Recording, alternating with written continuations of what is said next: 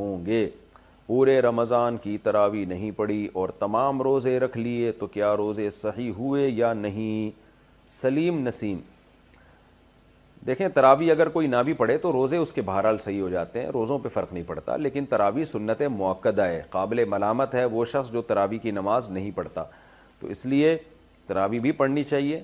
کبھی بہت تھکاوٹ ہو نہیں پڑھی جا رہی تو ٹھیک ہے، کم کر دیں، مختصر کر دیں۔ ویسے سنت مؤکدہ 20 رکعتیں ہیں، اس پہ چاروں اماموں کا اتفاق ہے۔ حضرت عمر رضی اللہ تعالی عنہ سے 20 رکعتیں ثابت ہیں، اور شروع میں اسلاف میں ہمیں 16 رکعتیں بھی ملتی ہیں، 20 سے زیادہ بھی ملتی ہیں، لیکن بعد میں جب تحقیق ہوتی چلی گئی تو چاروں امام اس پر متفق ہو گئے کہ کم سے کم تراویح کی رکعتیں 20 ہیں۔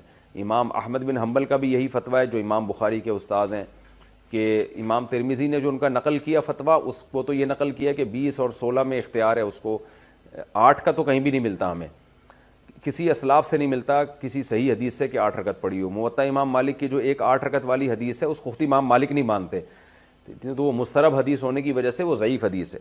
تو موطا امام مالک میں بھی 20 رکعتوں کا تذکرہ ہے، اور بھی ہمیں بہت ساری روایات میں زیادہ تر میں 20 رکعتوں کا تذکرہ ہی ملتا ہے، اس لیے امت کا اس پر اجماع ہو چکا ہے کہ 20 رکعتیں۔ یہ اجماع ہونے کے بعد پھر اختلاف پیدا کیا ہے 20 سے کم، بعض لوگوں نے فتویٰ دیا کہ 20 سے کم۔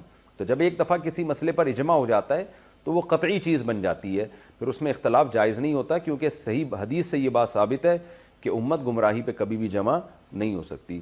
تو اس لیے آپ 20 رکعت تراویح پڑھا کریں، لیکن اگر آپ نہیں پڑھتے تو روزہ بہرحال آپ کا ہو جائے گا، لیکن روزے کی اہمیت تراویح سے کروڑہ گنا زیادہ ہے، کیونکہ روزہ تو بہرحال اسلام کا ایک رکن ہے۔ ایسا نہ ہو کہ تراویح نہ پڑھنے سے روزہ بھی چھوڑ دیں آپ۔